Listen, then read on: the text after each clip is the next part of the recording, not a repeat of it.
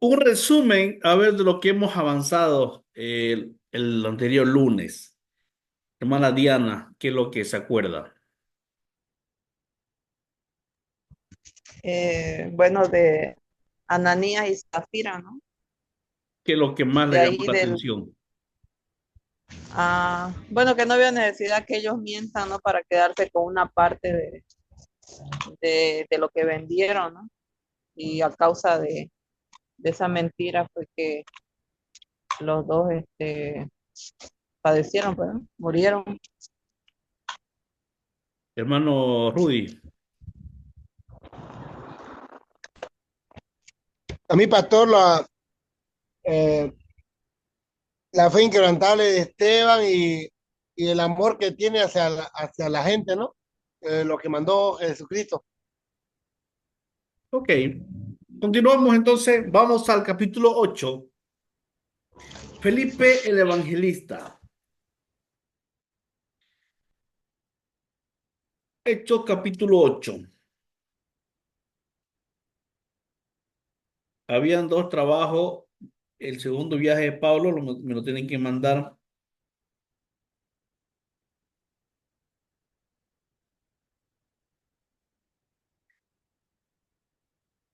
Hechos capítulo 8.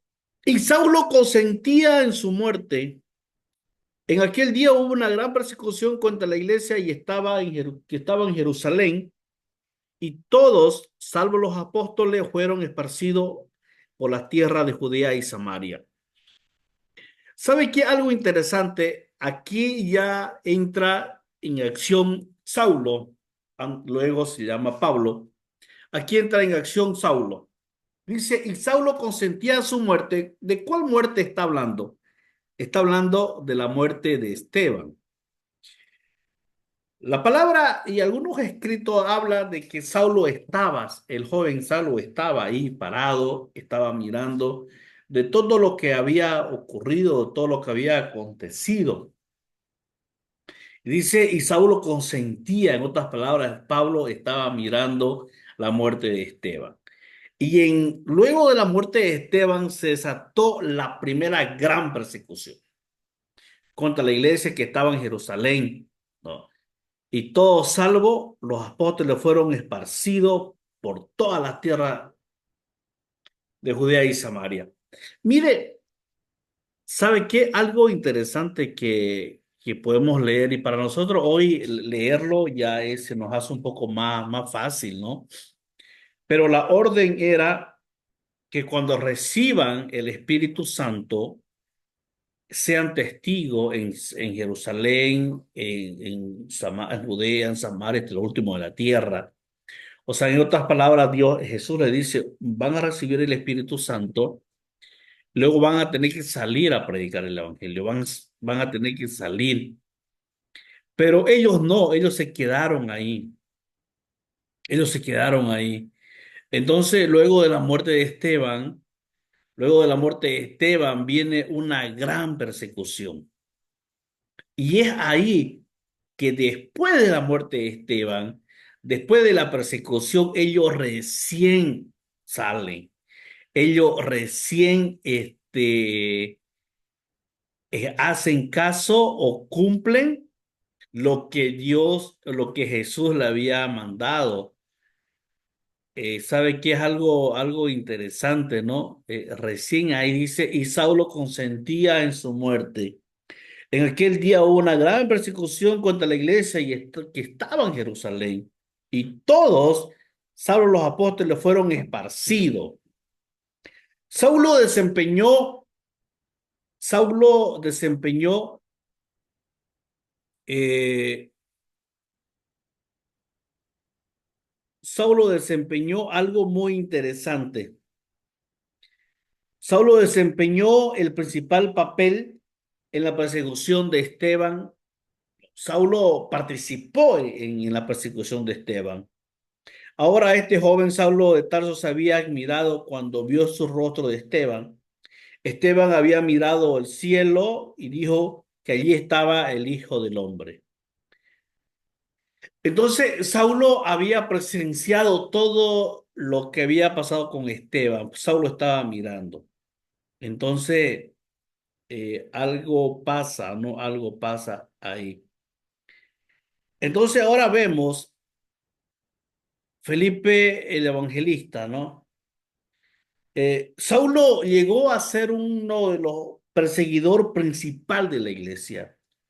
¿Sabe qué? Y no era que Saulo estaba en contra de Dios, en contra de la palabra, sino él pensaba de lo que los discípulos estaban predicando, estaban equivocados, no era la forma correcta.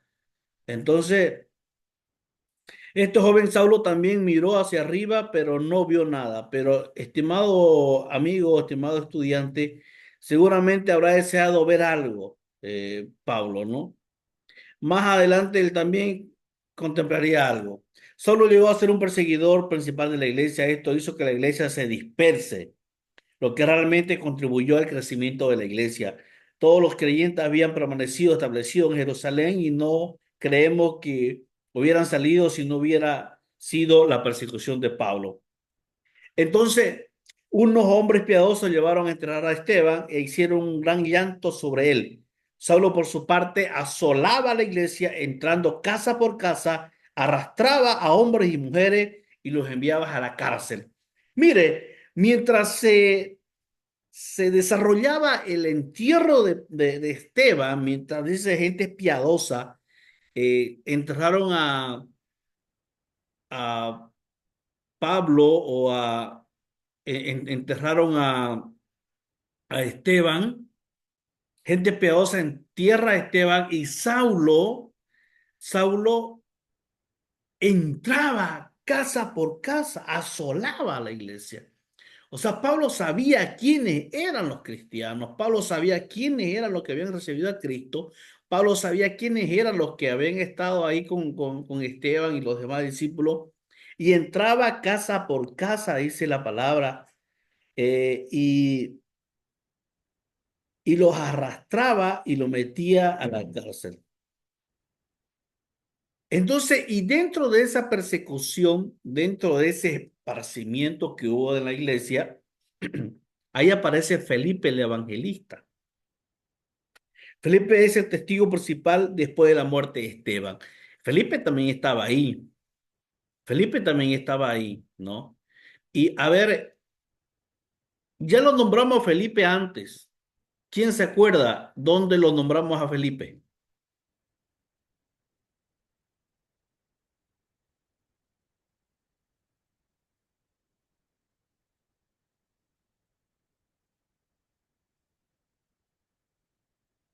¿Dónde lo nombramos a Felipe?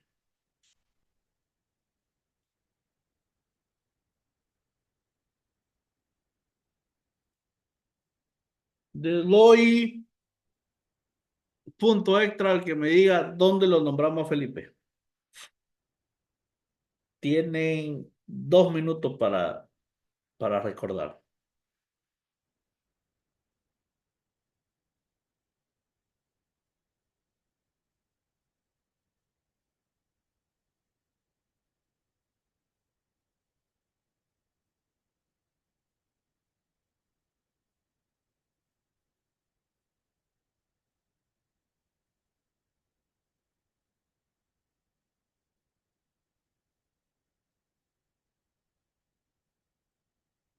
¿Nada?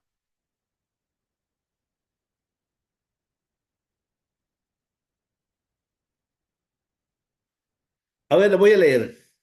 Agradó la propuesta a toda la multitud y eligieron a Esteban, hombre lleno de fe y del Espíritu Santo, a Felipe, Prócoro, Nicanor, Timón, Parmenas y Nicolás, prosélito de Antioquía. ¿De qué estoy hablando? ¿Dónde hacen esta elección?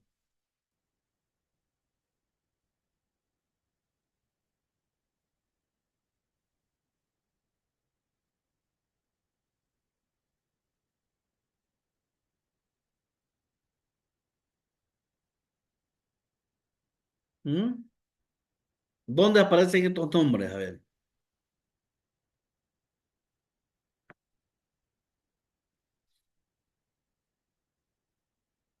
Agradó la propuesta a toda la multitud y dirigieron a Esteban, Felipe, Prócoro, Nicanor, Timón, Parmenas y Nicolás, prosélito de Antioquía.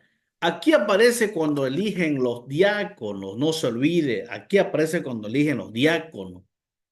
Entonces, aquí vuelve a aparecer nuevamente Felipe. Nuevamente aparece Felipe. Felipe se convirtió en un testigo principal después de la muerte de Esteban. Ya aparece, sale en escena Felipe. Ahora se nos presenta a Felipe, el segundo diácono, aquel que Dios usó de una manera maravillosa. Entonces Felipe dice, descendía de la ciudad de Samaria, les predicaba el evangelio. Entonces cuando Felipe sale de Jerusalén y se va a Samaria, en el trayecto del camino, Felipe iba predicando la palabra. El Señor Jesús había dicho que debían serle testigos en Jerusalén, en Judea y en Samaria. Y ahora vemos que la palabra ya había llegado a Samaria. Antes no había llegado, solo estaba en Jerusalén, ¿no? Ahora ya con Felipe se va la palabra a Samaria. La gente unánime escuchaba atentamente las cosas que decía Felipe y oyendo y viendo las señales que hacía. Ya Felipe hacía señales, a través de él Jesús hacía señales, hacía milagros, pero la palabra no dice, pero dice que hacía señales. Ellos veían y oían lo que Felipe hacía. Pero cuando creyeron a Felipe que anunciaba el evangelio del reino de Dios y el nombre de Jesucristo, se bautizaron hombres y mujeres. Entonces ya Felipe empezó a hacer ministerio. Felipe predicó el del evangelio en Samaria y muchos hombres y mujeres creyeron. Simón se encontró con Felipe y al parecer hizo una profesión de fe bajo el ministerio de Felipe. Creemos que Simón fue el primer estafador religioso en la iglesia y desafortunadamente no el último. Profesó ser creyente durante el movimiento de la renovación de grandes repercusiones que tuvo lugar en Samaria.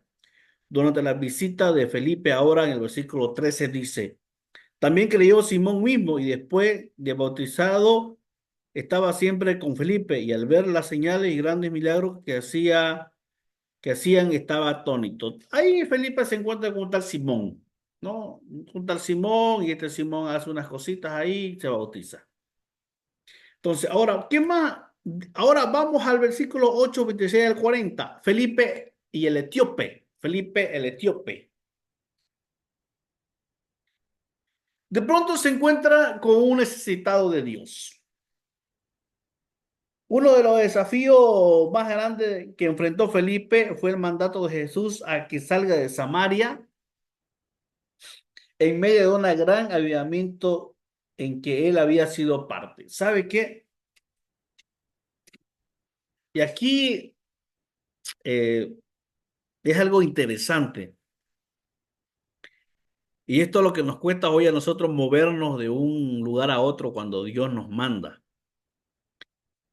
Eh, Felipe había sido testigo del gran movimiento, del gran avivamiento de la iglesia en Jerusalén. Recordemos que en el primer discurso de Pedro se convierten 3,000. Luego, en el templo de la Hermosa, cuando estaba Juan, cuando sanan al cojo, hay un milagro de 5,000. Entonces, desde ahí hasta la primera persecución, estamos hablando de casi 25,000 convertidos. Entonces, era un avivamiento tremendo en pocas semanas. Más de 25,000 personas habían sido convertidas. Entonces la iglesia estaba creciendo. Y dentro de este avivamiento estaba Felipe, era parte de Felipe de ese avivamiento. Porque no solamente Felipe predica de Jerusalén a Samaria, sino que Felipe ya había estado predicando. Ya Felipe era un diácono dentro de la iglesia y él servía. Entonces cuando viene la persecución, él tiene que salir. Entonces, yo me imagino que el salir de Jerusalén, viendo el movimiento tremendo de 25,000 miembros en menos de semanas y el tremendo avivamiento que Jesús estaba haciendo a través de la iglesia, Entonces, uno de los desafíos que enfrentó Felipe fue salir. No, imagínense usted en una iglesia de 25,000 miembros que te mandan a un lugar donde no hay nada, donde no ha llegado el evangelio. Entonces, era un desafío tremendo. Uno de los desafíos más grandes que enfrentó Felipe fue el cumplir el mandato de Jesús. ¿Cuántos de nosotros no queremos cumplir? Estamos cómodos en una iglesia, perfectos, con aire acondicionado, con todo. Pero cuando viene el llamado del Señor a salir a otro lugar donde no hay nada, muchas veces ahí nos frenamos y decimos, no, yo no tengo el llamado a misión, yo no tengo el llamado a levantar obra. Y este Felipe tuvo ese desafío de 25,000 miembros del movimiento más grande de la historia de avivamiento. Estaba yendo a Jerusalén, pero él tenía que salir. De pronto se encuentra con un necesitado de Dios. Felipe estaba caminando a Samaria, en todos esos pueblos predicando.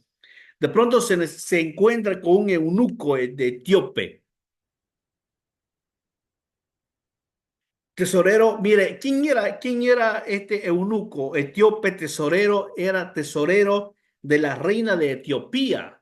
No era cualquier Bentambaiba, era un funcionario de la alta realeza, era tesorero de la reina de Etiopía, era un prosélito del judaísmo, o sea, creía en el judaísmo. Él no estaba convertido al evangelio, al cristianismo, sino era simpatizante del judaísmo. Él leía, quien regresaba de un viaje a Jerusalén, a donde había ido en una peregrinación al templo. Estaba en su carro y leía al profeta Isaías. Mire, este hombre no conocía a Jesús, pero conocía las escrituras. Estaba leyendo al profeta Isaías.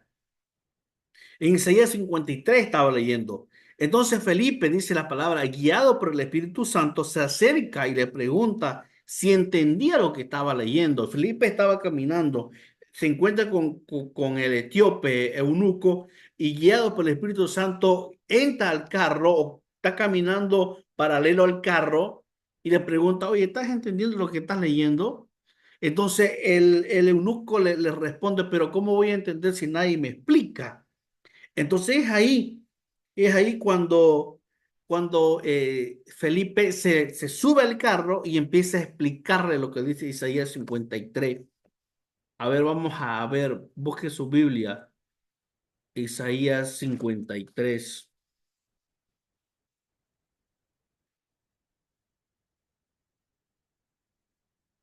¿Qué es lo que estaba leyendo el etíope?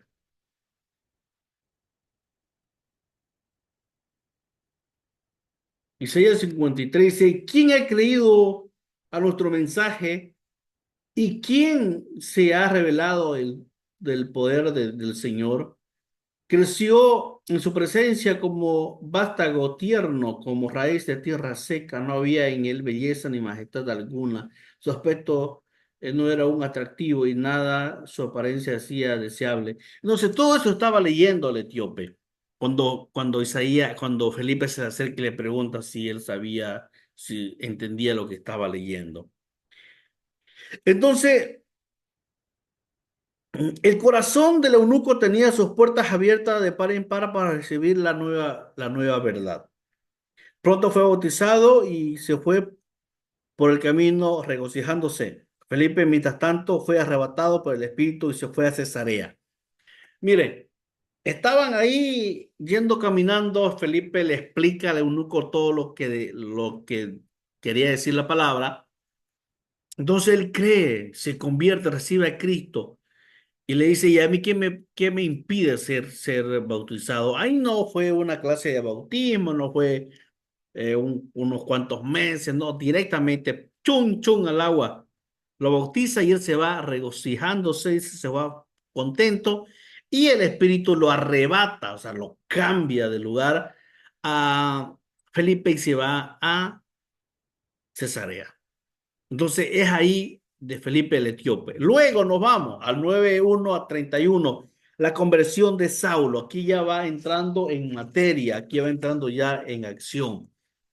Respirando, dice, respirando aún amenaza de muerte contra los discípulos del Señor, vino al sumo sacerdote y le pidió carta para la sinagoga de Damasco, a fin de que si hallase algún hombre o mujeres en este camino, lo trajese preso a Jerusalén.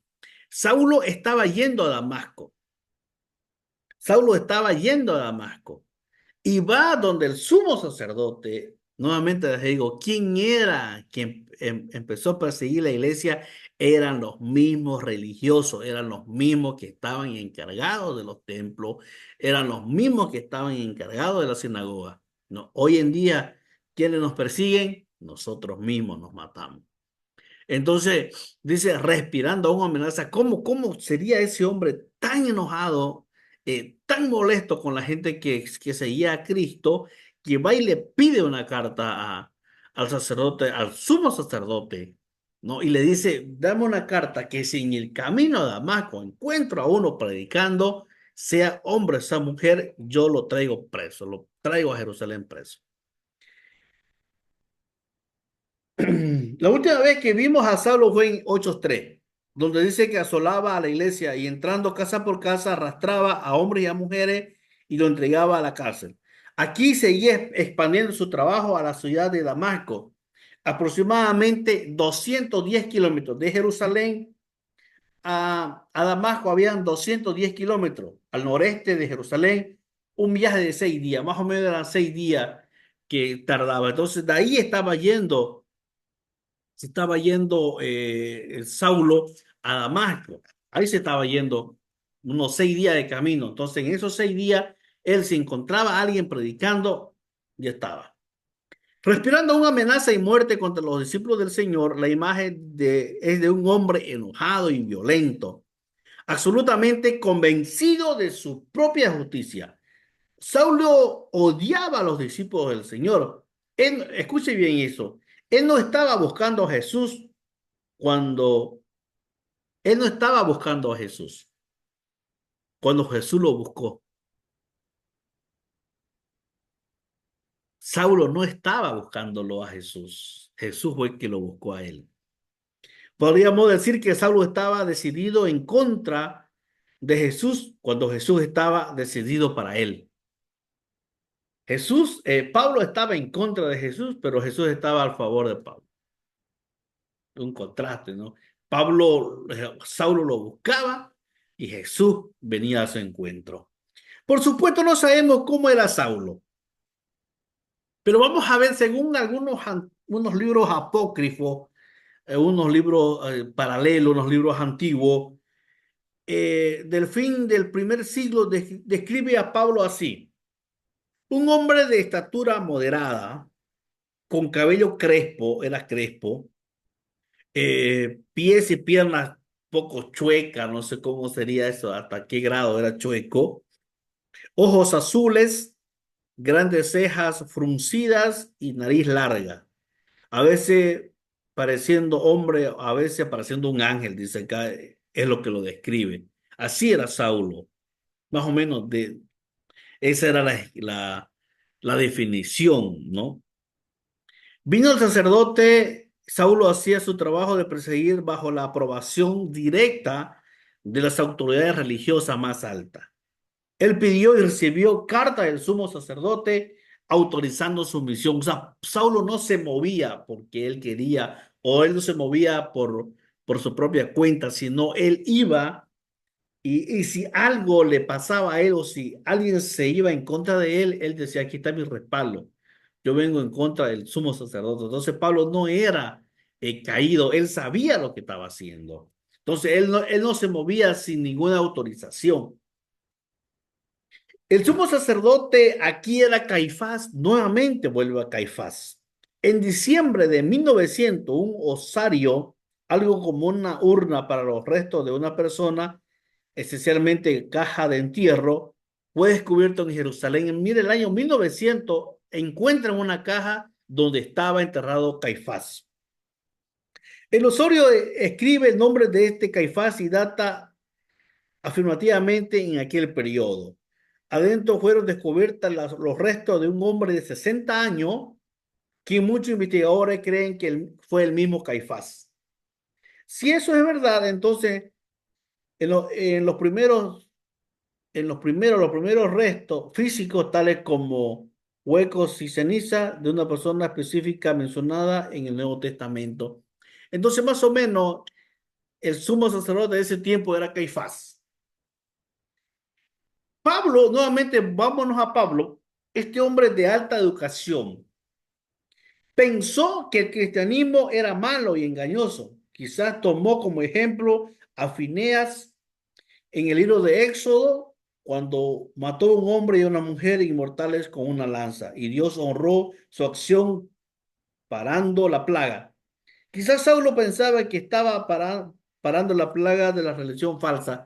¿Sabe qué? Saulo pensaba que el cristianismo era malo. Y Saulo era estudioso. Recordemos que Saulo había sido criado a los pies de Gamaliel, había sido educado bajo los pies de Gamaliel. ¿Y quién era Gamaliel? Era un hombre de los hombres más respetados que tuvo Israel, y hasta el día de hoy lo recuerdan a Gamaliel. Era un hombre sumamente respetado, temeroso de Dios, temeroso de las leyes, ¿no? Uno de los pasajes que se lo recuerda a Gamaliel es cuando otros sacerdotes le dicen a Gamaliel que un tal Jesús estaba haciendo alboroto en la ciudad. Entonces él sabiamente dice, no, cuidado, cuidado que estén luchando en contra de Dios. Si este movimiento de Jesús es de hombre, mañana pasado se va a acabar como los otros muchos movimientos que han venido. Pero si este movimiento es de Dios, nadie lo va a parar. Entonces este hombre era tan sabio que la gente lo respetaba. Entonces, entonces Saulo era su discípulo de Gamaliel. Saulo había sido criado, dice, bajo los pies y bajo las enseñanzas de Gamaliel. Entonces, entonces Saulo era un hombre muy estudiado, conocía la palabra. Dice, vamos nuevamente a las cartas. Si hallase hombres o mujeres de este camino, en inglés significa el camino, aquí se refiere al cristianismo como el camino. En otras palabras dice, si yo encuentro hombres y mujeres cristianos en el camino, esto parece ser el primer hombre para el movimiento cristiano y fue apropiado, usado 5 veces en Hechos. Entonces, la carta de Pablo decía, si yo hallo un hombre o una mujer cristiana en el camino, lo traigo preso a Jerusalén. Entonces, así iba el tenor de la carta. En Hechos, capítulo 9, 3, 6 adelante, dice, Dios tuvo un encuentro con Pablo en el camino a Damasco. Mas yendo por el camino, aconteció en el que llegar a Damasco, repentinamente le rodeó un resplandor de luz del cielo, y cayendo en tierra oyó una voz que decía, Saulo, Saulo, ¿por qué me persigues? Él dijo, ¿quién eres, Señor? Mire, y él sabía quién le estaba hablando. ¿Quién eres, Señor? Y le dijo, yo soy Jesús a quien tú persigues. Dura cosa es de dar coces en el aguijón. Él, temblando y temeroso, dijo, Señor, ¿qué quieres que yo haga? Y el Señor le dijo, levántate y entra a la ciudad y te diré lo que debes hacer. Repentinamente, dice, le rodeó un resplandor de luz del cielo. Oyó una voz. En algún lado fuera de Damasco, esto sucedió repentinamente. Tal vez llegando ya a Damasco, afuera de Damasco, pero ya cerca de Damasco ocurre este acontecimiento. Este evento espectacular debe ser considerado algo, como algo inusual. Dios normalmente no confronta a los pecadores con una luz del cielo y una voz audible desde el cielo. Pero aquí era la primera vez que la luz le enfocaba a Pablo y la voz de Dios audible le habla. En Hechos capítulo 22, 6, Pablo revela que esto sucedió a mediodía, a las 12 del mediodía, cuando el sol brilla más. Mas Pablo dijo que esta luz sobrepasaba el resplandor del sol. Entonces, mire, el sol a mediodía está sumamente caliente. Y esta luz que vio Pablo sobrepasaba la luz del sol. Y cayendo en tierra, la reacción de Saulo era simplemente caer en tierra, ¿no? La luz era tan potente y cae. Esto no fue por honra o reverencia por Dios, era simplemente una reacción de sobrevivencia. No es que Pablo recibe la luz o ve la luz y él cae como reverencia, no, sino él cae cubriéndose, cubriendo su vida.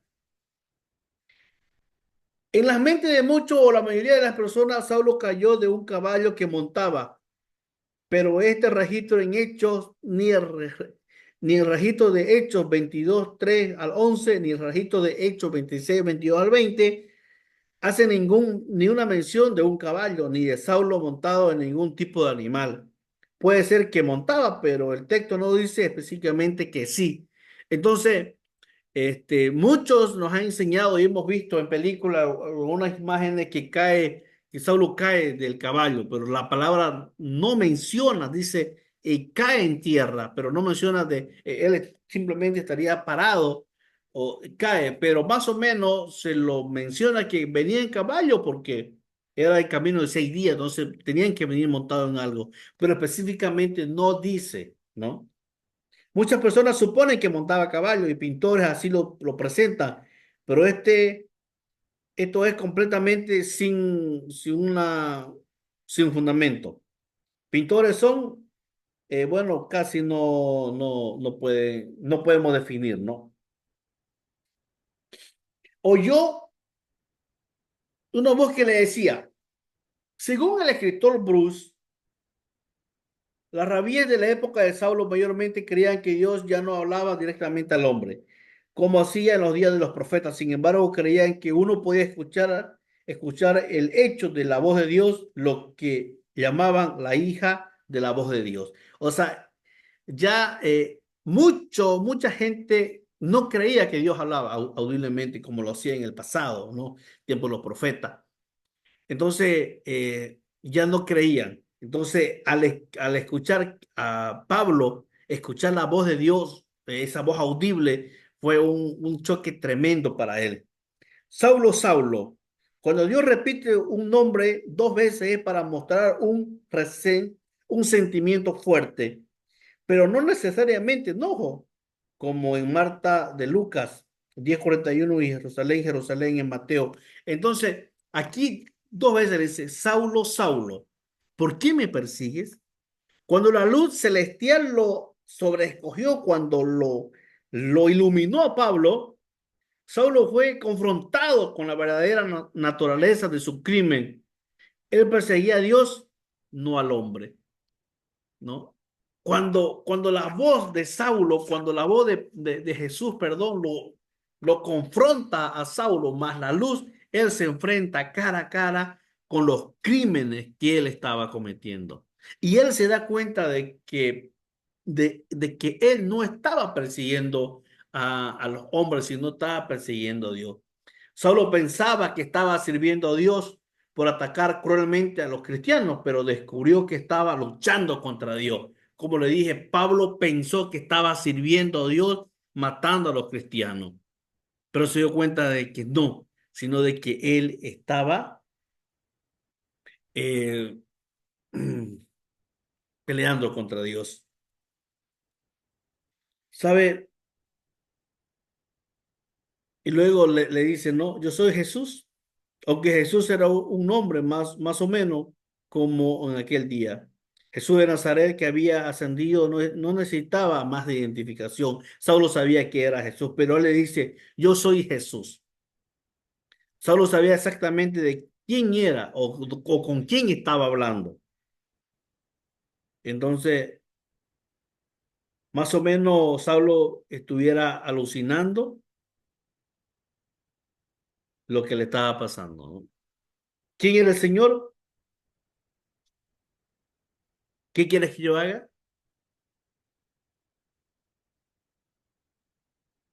Saulo respondió con dos de las más importantes preguntas de quién puede y tiene que hacer.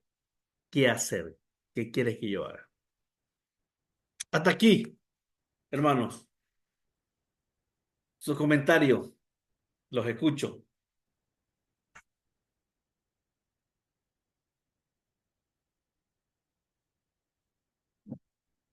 ¿Qué le parece la historia de un tal Saulo? Hasta ahí impactante, ¿no? O sea, un hombre malo, perseguidor, que llegue, o sea, que llegue así a tocarlo, ¿no? Y, o sea, y de esa manera, ¿no? Como de esa manera audible. Una pregunta, pastor, pero quizás también Dios sabía, bueno, Dios sabe, ¿no? Sabe que él estaba confundido quizás, pues, ¿no? Porque él pensaba que estaba luchando con Dios, pues, ¿no? O sea, para, porque la gente pensaba que los cristianos no eran seguidores de Dios, eran otra cosa, ¿no? O blasfemadores. Son los misterios que tiene Dios de llamar a la gente, ¿no? A Pablo lo Ujú. llamó así, y a nosotros nos llamó de muchas maneras. Pero la verdad es algo muy, muy impactante lo que le sucede a Saulo. Y Saulo quedó ciego, quedó ciego. Hermano Aurelio, Una pregunta, pastor. Y el Saúl era el Pablo, creo que sí, ¿no? Y ¿en qué momento cambió el nombre Saúl y cuál era su camino? Quisiera que me explique sobre eso, porque en principio hablábamos de Pablo, ahora Saúl. Saulo y Pablo. Este Ya. Pablo, este Pablo era romano, pero también tenía otra nacionalidad, ¿no? O sea, tenía doble nacionalidad, era judío y era romano. Entonces, según la palabra, según los escritos, no es que le cambia el nombre a Saulo y le pone Pablo, sino en algunos escritos dice que se llama Saulo Pablo. Entonces, aquí al comienzo, él en el mundo judío, en el mundo griego, él va con Saulo, ¿no? Y ya cuando tienen un encuentro con Jesús, ya más utiliza Pablo. Entonces, según los escritos más antiguos, habla de que se llamaba Saulo Pablo. No es que le cambia, sino simplemente ya utiliza el segundo nombre. Ok, pastor. Ahora vamos, seguimos con Pedro y Cornelio, capítulo 10. Dios habla a Cornelio y a Pedro. Cornelio era un gentil que servía a Dios. No sé cómo llegó la palabra a Cornelio, pero ya Cornelio servía a Dios, era un gentil, no era judío, era un gentil. Había en Cesarea un hombre llamado Cornelio, centurión, mire, centurión de la compañía llamada la italiana, piadoso y temeroso de Dios con toda su casa, y que hacía mucha limosna al pueblo y oraba a Dios siempre. Y es interesante que el evangelio llegó hasta las altas esferas de las autoridades.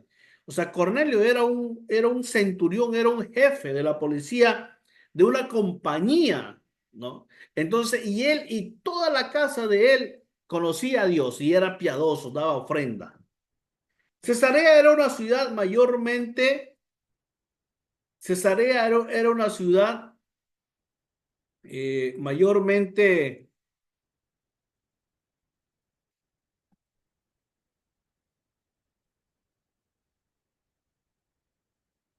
Cesarea, le decía, era una ciudad mayormente romana en la orilla del Mediterráneo en Judea.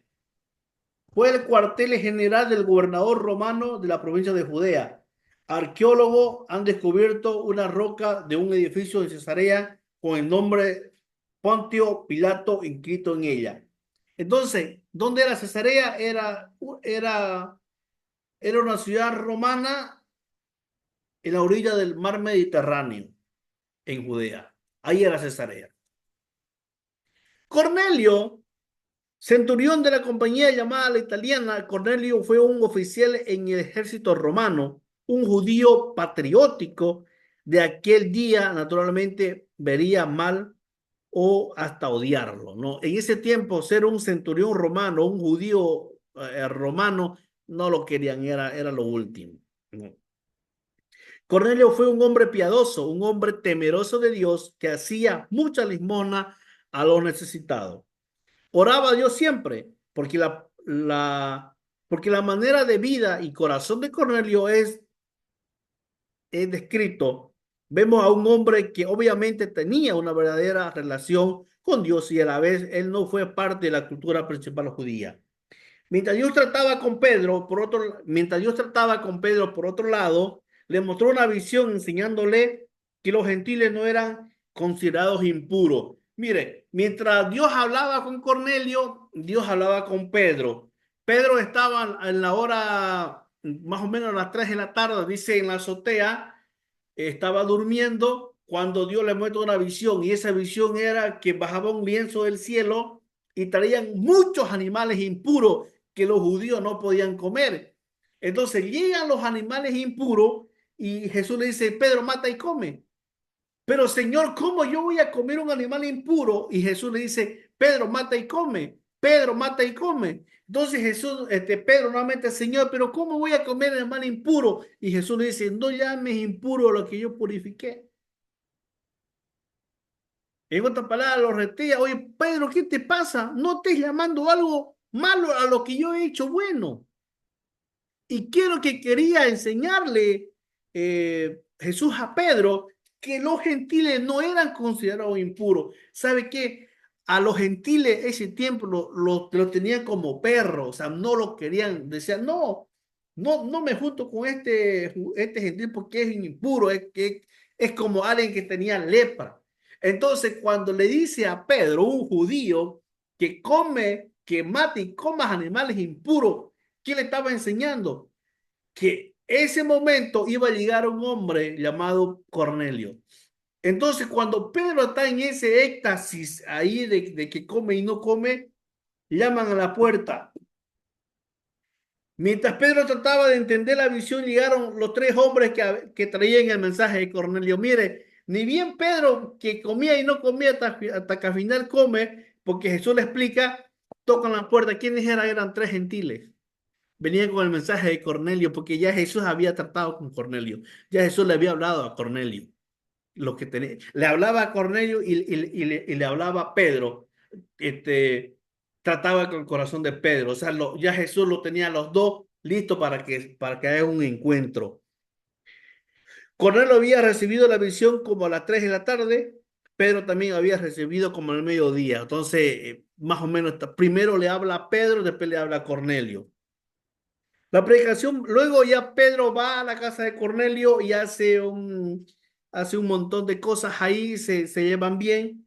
Y en la predicación breve de Pedro a los gentiles en la casa de Cornelio. En verdad comprendo de que Dios no hace acepción de persona. Esto es una fundación del entendimiento de Pedro de que el evangelio debía ser a los gentiles. Esta declaración va directamente en contra del pensar como un judío en aquel tiempo de que Dios sí hacía excepción entre los judíos y los gentiles.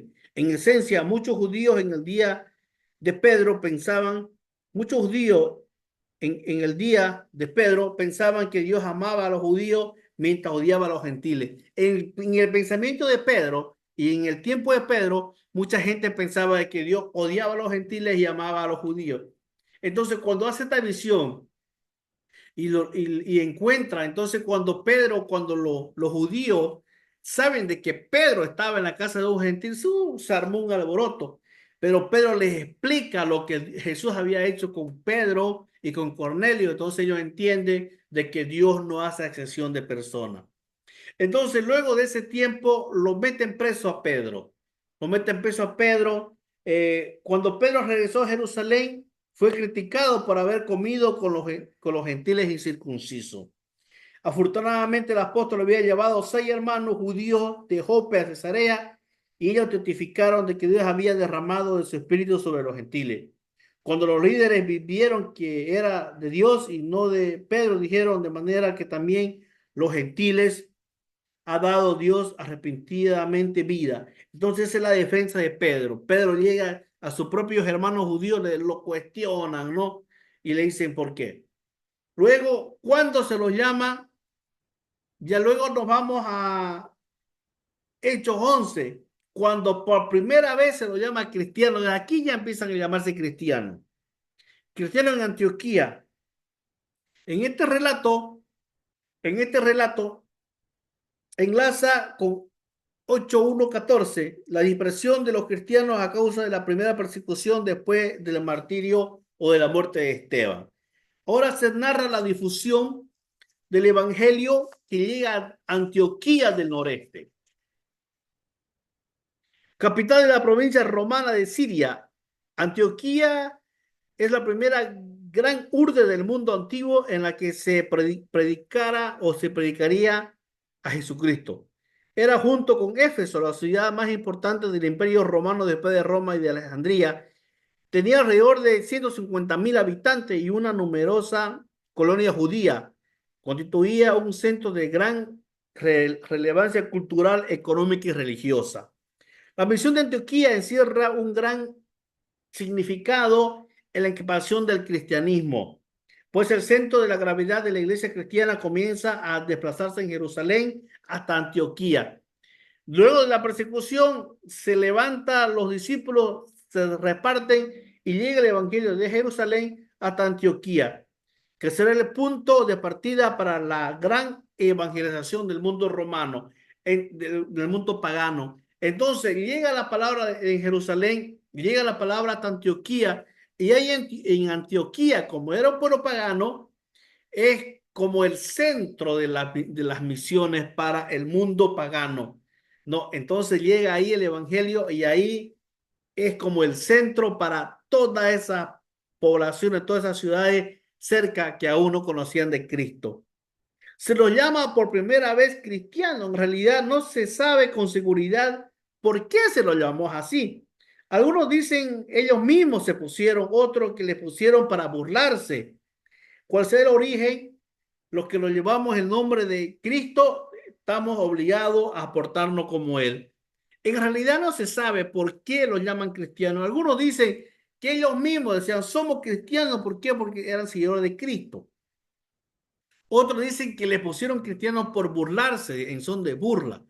Pero cual sea la situación, cual haya sido el origen de la palabra cristiano, es que tenemos que portarnos como tal.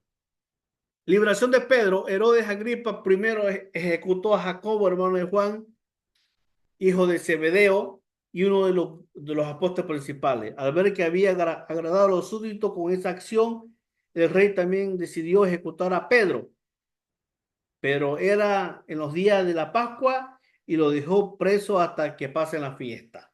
La noche antes de la ejecución, Pedro fue liberado milagrosamente, fue a la casa de Juan Marcos, donde encontró a María y a otros discípulos orando por él. Entonces, ahí está, hermanos, más o menos un poco de por qué se los llama cristianos, por qué se los llama cristianos. Fue por primera vez en Antioquía. Hermanos, los escucho.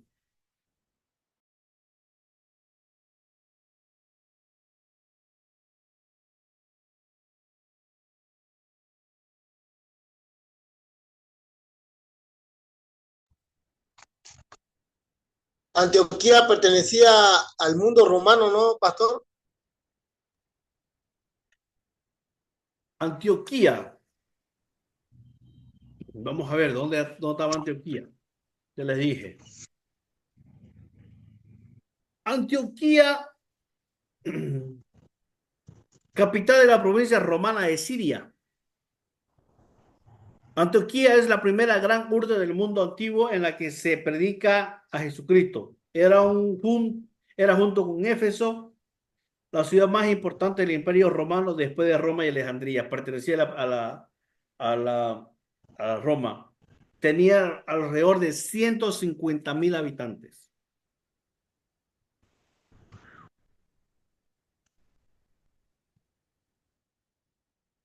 Ok, hermanos, nos vemos el lunes y miércoles en la última clase y ya nos toca irnos dando testimonio en el mundo gentil, ¿ya? Si no hay duda, no hay pregunta, cualquier pregunta que tengan me la hacen al celular, al WhatsApp y más tarde le envío la última tarea, ¿ya? Ya, pastor. Bendiciones, hermanos, se cuidan, que estén bien. Igualmente, pastor. Buenas Hasta noches, luego. pastor. Igualmente.